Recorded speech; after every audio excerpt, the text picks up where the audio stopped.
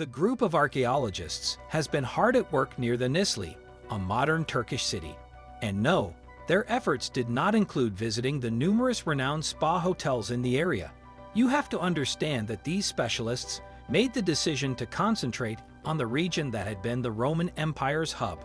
A site has, truth be told, conveyed a few wondrous archaeological sees as previously. In addition, this dedicated team was able to present yet another truly remarkable new discovery in 2019. Archaeologists in Turkey revealed this mind-blowing sculpture of a fearsome part under a wellspring. This may come as a surprise because, according to reports, archaeological excavations have taken place in the region on and off since the 19th century. The area had, in fact, been home to the ancient city of Disgaea, which was a part of the Roman province Phrygia. This city had become quite prosperous due to its position as a crucial trading hub and point of reference. Archaeologists have identified Lab Disgaea as an important location for research due to the area's significance in Roman times. More structured investigations reportedly began in the city in 2002. As a result, experts have attempted to explain the significance of the various finds they have discovered and created a new site map over the years. However, experts who discovered this ancient treasure were members of the excavation committee of the ancient city of Lad Dizzier, and it has been claimed that a particular discovery that was first reported in 2019 is the most significant of the most recent finds. Sal Imac, an employee of Denise Lee's mchale University, was also in charge of the team. When he later told the public about their new find, imac was particularly pleased with what he and his coworkers had discovered. However, in order to comprehend why one must first experience Lad Dizzy as it existed under Roman rule, it is especially important to learn more about one of the most important Roman emperors. You see, the city of Lad Dizzy is believed to have originated as an ancient Greek city known as the Australis, which translates to City of Zeus. Before Seleucus Antiarches II allegedly established a city in the area and named it after his spouse Lattice, the area was referred to as Rhodas. This was around the 3rd century BC. Therefore, Lad Dizzier was reportedly not regarded as particularly significant in its early stages of operation. However, the city began to develop a certain level of wealth fairly quickly, and by 188 BC, it had joined the Kingdom of Pergamon. The Romans then took control of the site, beginning in 133 BC. However, the Roman Republic was involved in the Mithridatic Wars from 88 BC to 63 BC. Disgaea appears to have been a casualty of these three armed conflicts, but the city appears to have quickly recovered. Rome fought Pontus Kingdom in these three conflicts. That is likely in light of the fact that Chap mixed up his abundance got from its geological situation as a general store en route to Asia.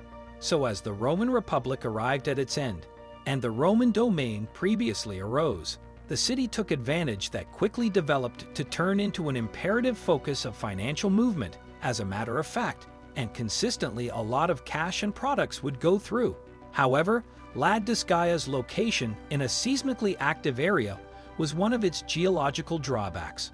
As a matter of fact, one especially critical occasion around the year 60 promotion is said to have completely cleared out the middle.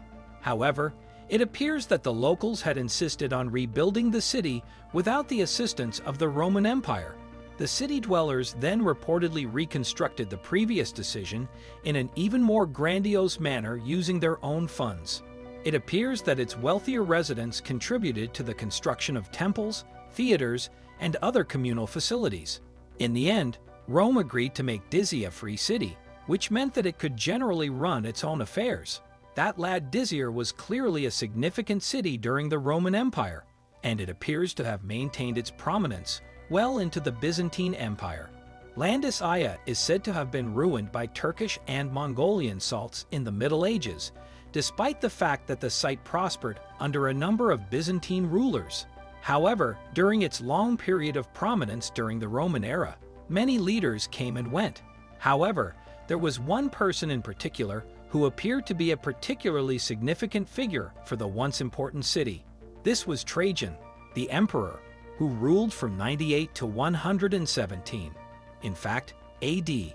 Trajan is thought to have been a particularly important figure in the history of the Roman Empire, to the dominant trees because he led the empire during its most significant expansion period. In point of fact, Rome's global territory had arguably reached its zenith when Trajan died in 117 AD. Trajan had been born in Metallica, a location near the modern Spanish city of Seville. Trajan ascended to the throne of the empire on January 27, 98 AD, after growing up to become a senior commander in the Roman army and earning a name for himself along the way. The actual city of ancient Rome underwent significant development during the second rule of the Trojans. All things considered, various landmarks built in this time stay standing today, including Trojan's Segment and Trojan's Market, yet the head's most significant effect was corresponding to Roman regional development. When he first assumed the role of emperor, you see, Trajan took over a body's territory that straddled portions of Jordan, Saudi Arabia, and Egypt. He named the new province Arabia Petrea. He also got control of Dacia, a region that is now under the control of Romania and Serbia.